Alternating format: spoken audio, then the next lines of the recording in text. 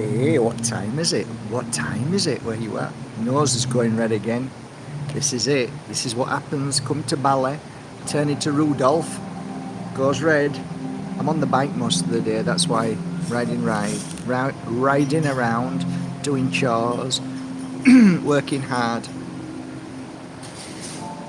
doing all these here. Look, working on these here. Just sent another 150 of these channel messages. So there you go. 150 more books hopefully are going to be sent out in the next few days, and then I'm working on this pile today. This pile take a long time and can be exhausting. Hey, how long has it been? It's 10 a.m. Hello, welcome to Mark Bajerski. This new book, look at that then. How thick is it? Not that thick. Not as thick as me. Isn't it lovely? Look.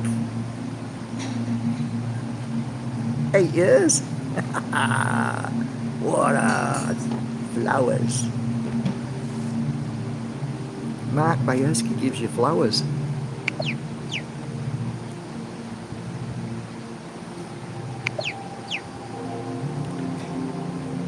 You ordered 3 books.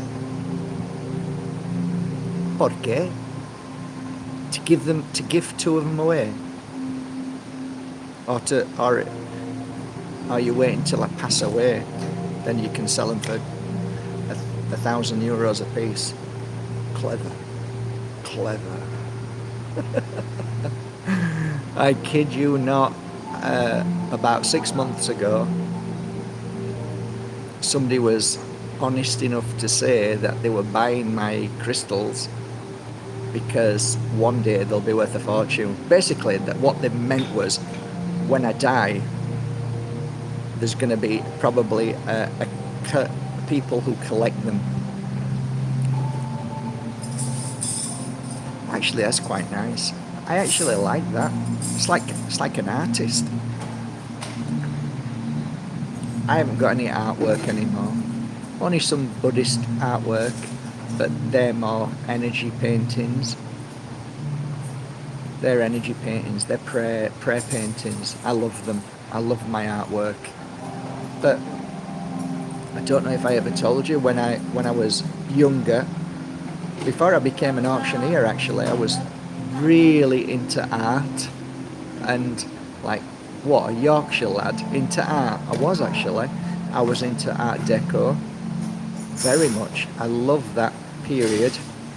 Art Nouveau, love that period, and it, there was so many, Chipperus, Price.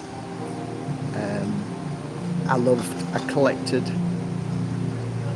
Susie Cooper. I collected Clarice Cliff.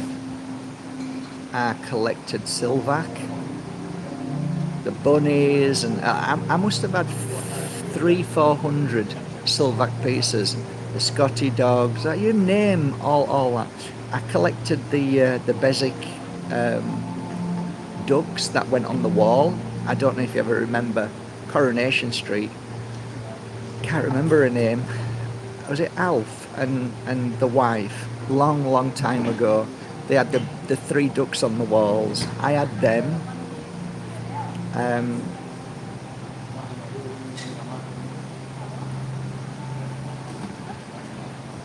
I had 4 or 5 Stife bears.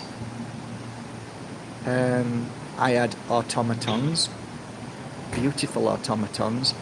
Each movement of the doll, automaton doll, each movement. So if the head moved, that was normally 1,000, and I had automatons that were 4 movements, 2 arms, the head and the body. Or was it the eyes? I can't remember. I had some beautiful stuff. I had one particular piece that I had. Still to this day, it was a bone. It was a whale tooth.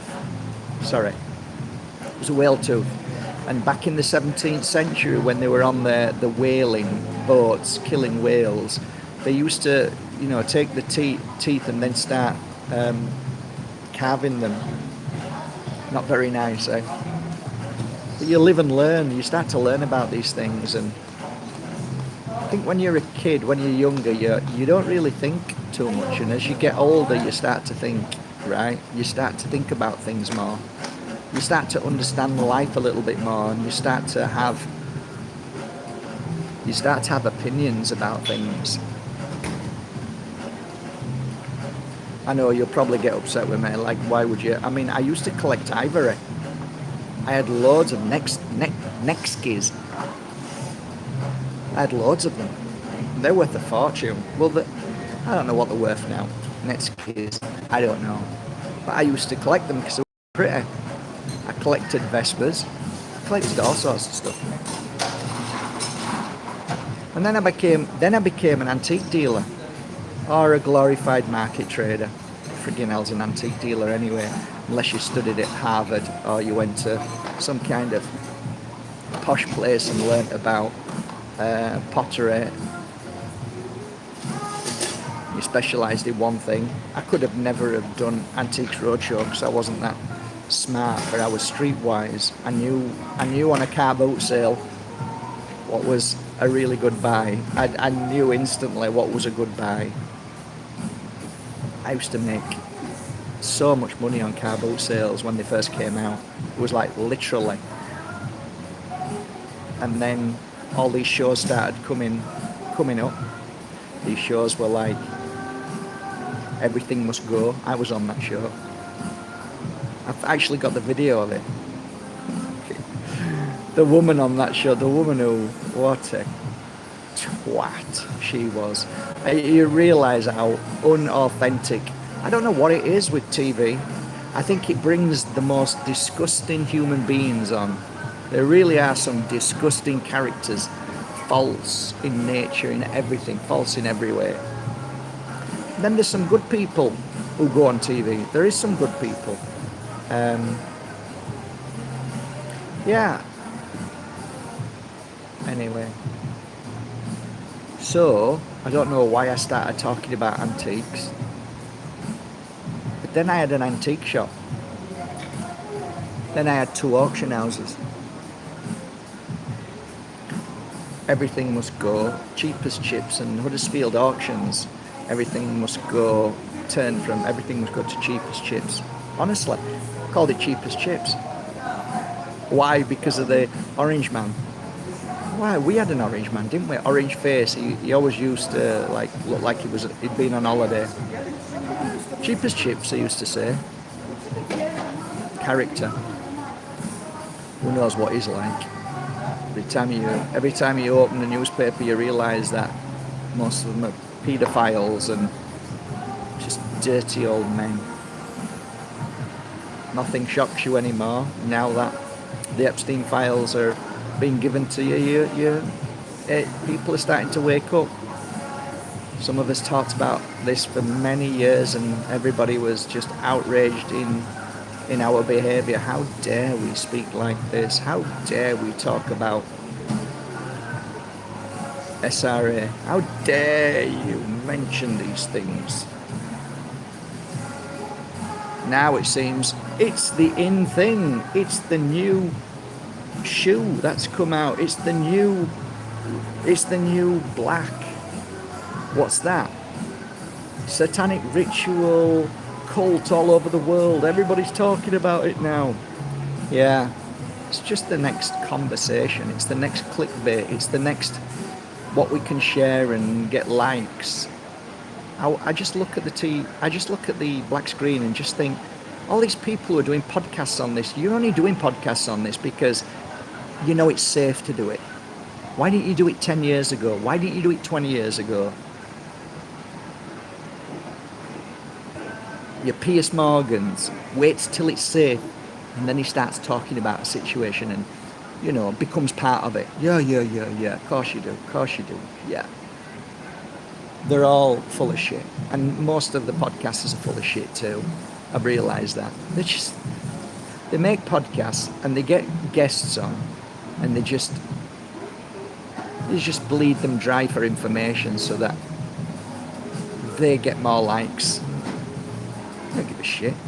I was talking to somebody the other day, and I don't know if you know this, but I give more to people who have me on a podcast, and really it should be the other way around, because if somebody had me on the podcast, I normally send them my books, beautiful Moldavite, loads of stuff. When people have me on a podcast, I always send it. Why? Because one, I'm very happy and very thankful that they've done it, that they've asked me to go on, that dare have me on, because I'm not the most popular person. My conversation isn't the most popular. People want to hear. I'm not in with a crowd conversation. I'm not that crowd over there what everybody wants to get into. He's kind of a loner and talks a little bit woo-woo and a little bit silly and a little bit like over the top. Funny how that over the top silly woo-woo conversation has become normalised now. Now everybody's talking about it because it's safe. But we've moved on. My conversation now is a little bit different. My conversation is about spirit now within these bodies. Always ahead, because in 20 years from now, they're going to start talking about the spirit in the body. They're going to realise that everything that they're talking about, all the cults, all the sacrifices, all these things, all of them are just a residue of what really is happening. And in 20 years, people will say, now we understand what's in this world. There are good spirits that come from a spirit world, which we call our loving home spirit world. And then there's an evil spirit world. And there are two main differences. One is that you love, and one is that they want to kill and hurt and destroy. And you want to create, you want to love. And my talk now is trying to slowly bring that into the mainstream over these past at least 7-8 years now. Trying to bring that forward. The conversation goes where the David Icks and many others talk about feeding, the feeders of children, feeders of bad energy. And all of that is correct. Ultimately, that's all correct. It's all part of the same conversation that we're having. But I'm trying to make it a little bit more digestible, in the sense, awful word to use, make it easier to understand. And that's why I always refer to somebody who falls. You'll run over and you'll see the blood and you'll feel terrible and you'll feel sick almost, because you see the blood and you feel the pain. Your thought is the feeling of the person. You feel their energy, you feel their suffering, you feel their shock. And all that your thoughts are is to help them. All your thoughts, nothing is in your energy field that is other than heal, help, please call an ambulance, heal the wounds, do what you can to help, which I've done many a times. So that's a good soul. That's you and me. That's from the spirit world. When that person feels better, you feel better. Is that person okay? Yeah, okay, I feel better now. Why? Because you are one. You are one with that spirit world. But there is another spirit that comes from a different world, which is a dark world. And you can normally see them by their actions. Like when somebody falls over there, you can see they're actually enjoying, feeling the energy of somebody suffering. And if they do go over, it's because they're feeding from them. They're feeling that energy. It's giving them such good energy, because that is their frequency and vibration. Because the person who's suffering is giving off a residue energy, and that's called shock energy. It's a vibe energy which is very, very destructive to us, but to them it's a food, it's a drink, it's an energy that feeds them. So they'll go over and pretend to help, but they're actually enjoying the feeling. Give you another example. If you're in a really bad situation and somebody comes in and sees you crying and they want to know what's wrong, there's the person that comes over and says, "Are you okay?" And you're crying, and you start to explain your situation and how difficult it is and what just happened. The person from your home spirit world will start to feel. That's an empath. They will feel what you're saying. They will feel your energy. They will understand it because they're processing and kind of creating that in their own. I'm feeling what you're saying. I'm actually drawing a picture of what you're saying, and I'm feeling it. I can feel everything what you're saying. You don't even need to tell me. I can feel it, right? And you start to feel bad. You start to feel really low. You start to feel terrible. Call it empathy, sympathizing, whatever words you want, but you feel bad for this person. You want to help. You want to do anything you can to shake them out of this, because this frequency is not what you want to be next to. You're here because you want to help. You want to create a better energy for them. So you want to talk to them and share words of wisdom, or how can I help? Is there anything I can do to make you feel better, right? That's you. The monsters that I talk about are the ones that see you upset. I can see some of those people now coming to me when I was at my auction house, and my wife had just left me. And I could see that, what's up? What's wrong? Their eyes are different. Their eyes are shining, they're glazing. They're glazing like, are you about to laugh? Or are you just excited what I'm about to tell you? You start talking to them. And as you're talking to them, you know something's not right. And actually when they've left, you go, why did I even tell them? I wish I hadn't told them. Right, they're the people that I'm talking about. They're the monsters. They want to know because they feed from you. They're getting closer to you because they're feeding from your suffering and they're loving it. They're not giving you any advice. What they're doing is going down with you. They're saying, that's disgusting. Isn't that awful? But they did that to you. Yeah, when freaking did that to you. Feed, feed, feed, feed. Now, I'm not saying everybody. I'm not saying everybody's like that, but these are the little subtle things that sometimes you're not like me. And you can say, oh, but that's because they're a Scorpio. Again, all of these things are used as labels to stop you from understanding what really is happening in this world and the two different spirits that reside. Sorry, the one spirit that resides, that there are two types of spirits in this world. I could be very wrong. There could be more than a one dark spirit world. There could be 10. And they're all very, very much similar, but they have different characteristics. And you could say, well, you know, the ones that like to abuse children daily, they're a different spirit. You could argue that, because you might think, you know, I know some evil people, but they wouldn't do that. So here we come to a dilemma of knowing and truly understanding what this conversation is, and it's a conversation that needs to be had. And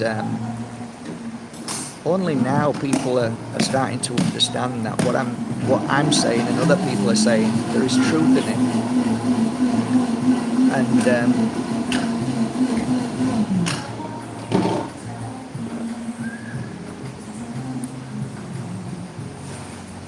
yeah.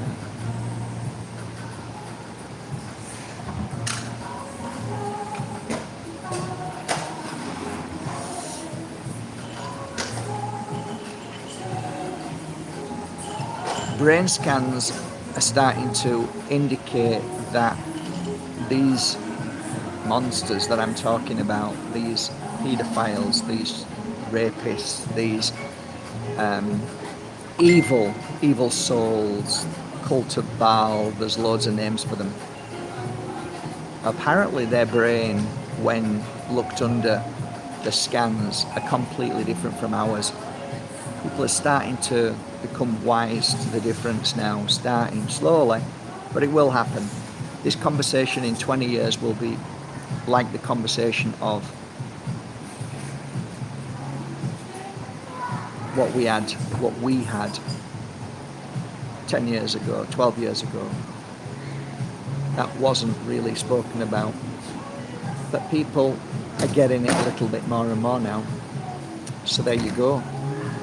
What else can I say other than we see and we recognize that there is a global, huge global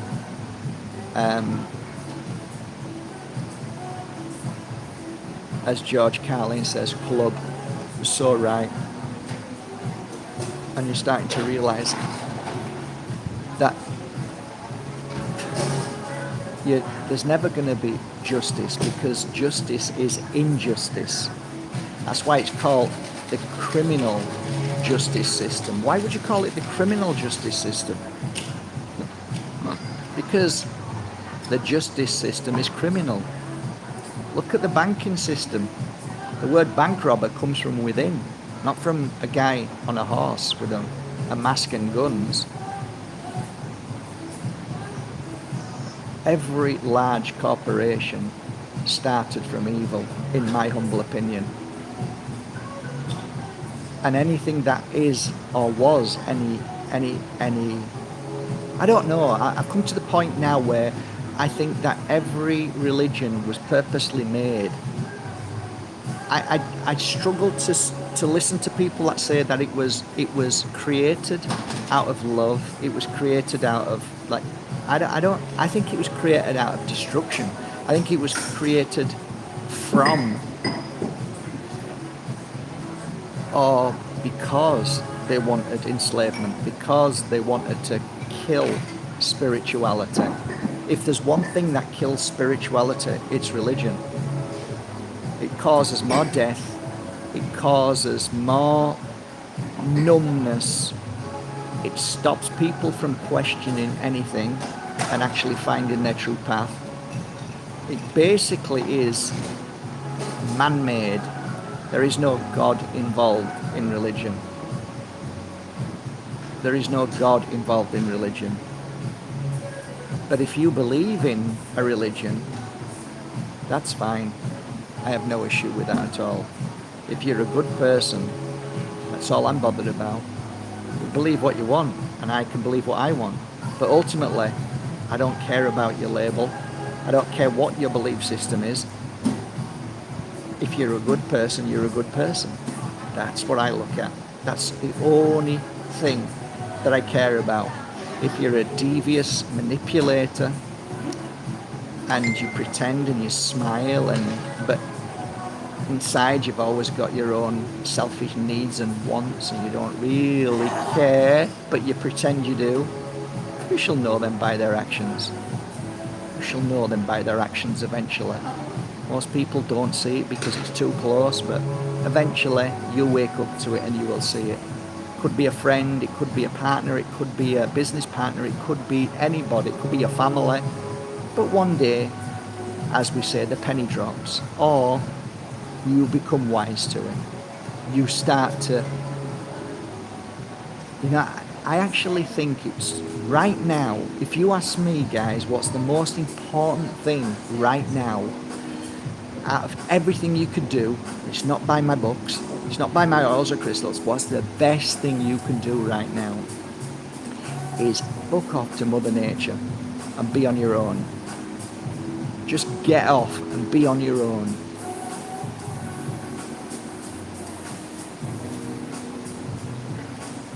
I mean it.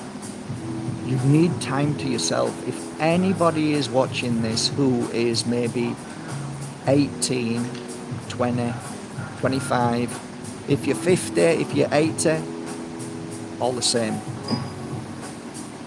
My humble advice is to get yourself off to Mother Nature, because you ain't talking to no spirit world, you ain't talking to no God, you ain't talking to no one when you are on your black screen, when you are with people, when you are busy trying to make a living. And that ain't life, guys. That isn't why you're here. And you'll never truly understand why you're here unless you have a connection. And it starts in Mother Earth on your own.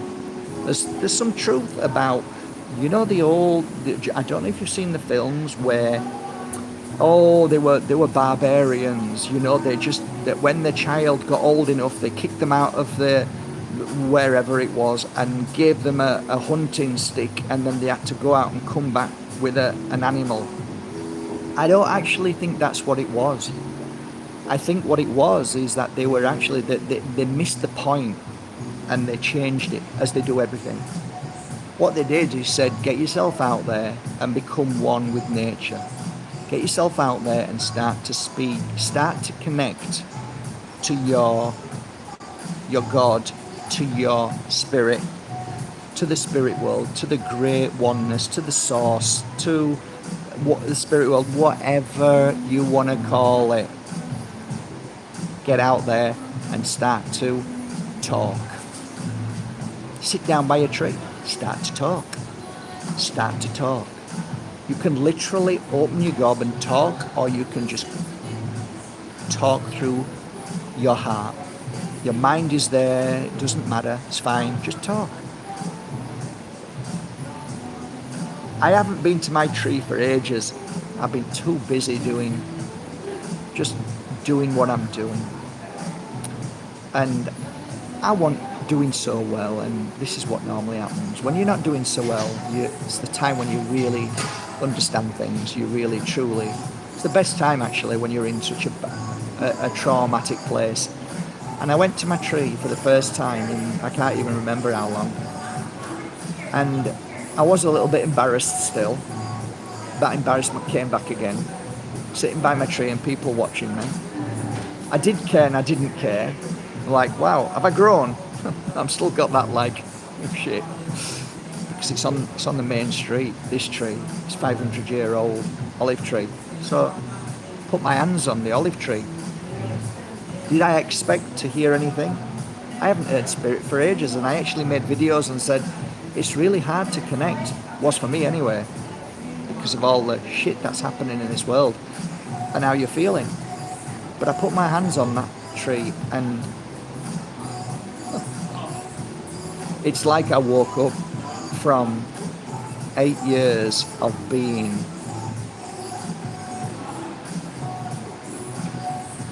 spelled. And you'll say, well, I've been watching you for 8 years. No, it's not that.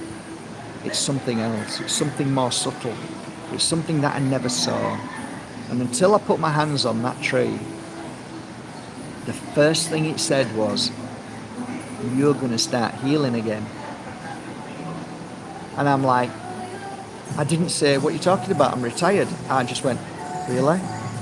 And then I heard a few other things which were really personal. And then I woke up. I woke up from my whatever it was. The only way I could describe it is Lord of the Rings. Lord of the Rings, where the king of Gandalf, king of somewhere, was like hypnotized, like a spell, and Gandalf just shoved it out of him, and then he came back to life again, and the king's daughter came over and, you're back. There's a reason why we need to go into Mother Nature. There's a reason why we need to find our tree. There's a reason. So there you go.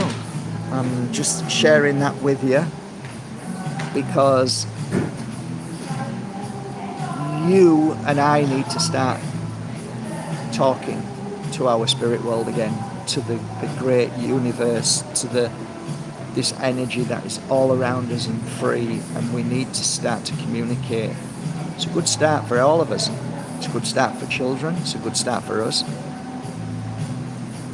It's a lovely feeling once, like, I can give you a great example, right? I see this little boy who used to come to me with normally just a mother, and nobody really understood him. She was worried that he had autism, and I'm like, I didn't feel that. I just felt that he was misunderstood. And he was about 8 years old, and dark hair, chubby cheeks, gentle soul, quiet, very quiet. And she used to say, we don't really, I think what she wanted to do is understand her son, because she couldn't. And I said, if you can help your child by explaining to your child that you understand your child, even though you don't, it's always a wonderful thing for your child. Then they don't feel as if there's something wrong, and then they're not going to not tell you anything. Do you understand that? You probably don't understand it. If I explain it another way, a lot of the times, mothers and fathers came to me because the church couldn't help them, psychologists couldn't help them, and the child was basically having conversations, which most kids do, and most mums and dads just smile and say, oh, it's just their imagination, they're playing with a teddy bear. But some children actually talk all day, more than what they should do, in the mum and dad's opinion. Yeah, but all kids do that, but my kid just continues all the time. And what I would say is that just because you never did it, or because your mum and dad knocked it out of you, doesn't mean that you didn't when you was a child. And you are good parents because you're obviously here because you don't understand what's going on.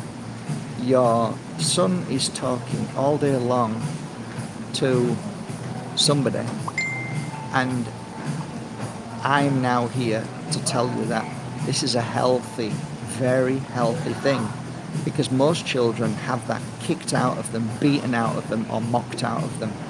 You're good parents. You haven't told your child not to speak, but you're here because you need to understand what's going on. It's you who need the healing, not your child. And thus began a beautiful relationship. And at the end of our time together and the child's time, the whole family was so in awe of their child, because they realized that their child was gifted. That gift was that they still retained the gift that we all have and lose, or not all of us, some of us lose that gift. So when somebody says, I've had this gift from a child, I get pissed off. I get pissed off. Like, so you're saying that you're better than other people. You think you're like, just shut up. Everybody has that gift. Everybody talked to spirit when you were a kid, if you come from my spirit world. So now the mum and dad are encouraging. And I remember a really beautiful moment with this beautiful child. And this happened quite often. And the child would say something to their mother or father and just absolutely blow them away. And it was normally when grandma, that was normally a beautiful moment, when grandma turned up. So what happens is you are giving child confidence to continue the conversation as if it's normal. That's one thing. You're not mocking and ridicule, because even if you say, okay, I'll do it, but I think it's a lot of bullshit. No, it doesn't work. The child will feel that and stop. But if you as a healer can explain this in a way that